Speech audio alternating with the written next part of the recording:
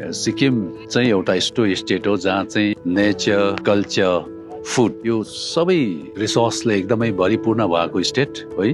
Almost 85% Sikkim covered with forest. Tourism is our main industry specially in our state. त्यसले गर्दाखेरि जति पनि हाम्रो गभर्मेन्टले काम गर्नुहुँदैछ, विशेष गरेर एसकेएम गभर्मेन्टले, सम्माननीय मुख्यमन्त्री महोदयले सिक्किम स्टेटमा सक्दोभन्दा सक्दो जति पनि हाम्रो अनइम्प्लोइड भाइ बहिनीहरू छ सबैलाई हामीले टुरिज्म क्षेत्रमा लगेर केही एक्टिभिटिज गराएर उहाँलाई एकदमै इन्गेज गरेर उहाँको एकदमै लाइभलीहुडमा हामीले सपोर्ट गरौँ भन्ने खालको उहाँको सोच विचार छ। त्यसले गर्दाखेरि अब डिफ्रेन्ट टुरिज्म एक्टिभिटिज गरेर नै हामीले सिक्किममा हाम्रो लाइभलीहुड पालन गर्नुपर्ने, हाम्रो इकोनोमीलाई कसरी सस्टेन गराउनु पर्ने, हाम्रो इकोनोमिकली हामी कसरी अपलिफ्ट हुनुपर्ने, मोडर्न वर्ल्डको कतिवटा यो मोडर्न फेसिलिटिजहरू भयो, कतिवटा यो सब एभाइल गरेर राम्रो कम्फर्टेबल एकदम ठुलो मल्टी स्टोरेज बिल्डिङमा बसेर वाक्कै भएर एटलिस्ट है एउटा गाउँमा गएर एउटा फ्रेस एयर ब्रिथ गर्नु पाउने, त्यहाँको अर्ग्यानिक सब्जी खानु पाउने है।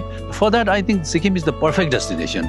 यो जुन इन्टरनेसनल युथ कन्क्लेभ गर्दैछौँ यसमा इन्टरनेसनल नेसनल लेभलबाट कतिवटा डिग्नेटरिजहरू आउनुहुँदैछ, ब्लगर्सहरू आउँदैछ, कतिजना इन्फ्लुएन्सहरू आउनुहुन्छ। डे वाइज फ्रम 12 अप्रिलदेखि लिएर तपाईँको 14 सम्म छ।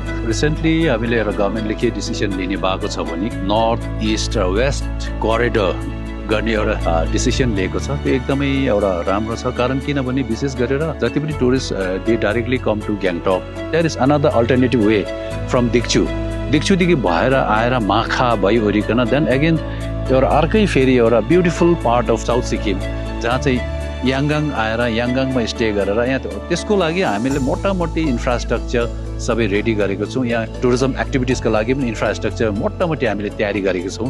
इन फ्युचर यो जुन नछोएको क्षेत्रहरू पनि एकदमै टुरिज्म क्षेत्रमा एकदमै फ्लरिस भएर जान्छ जस्तो मलाई लागेको छ।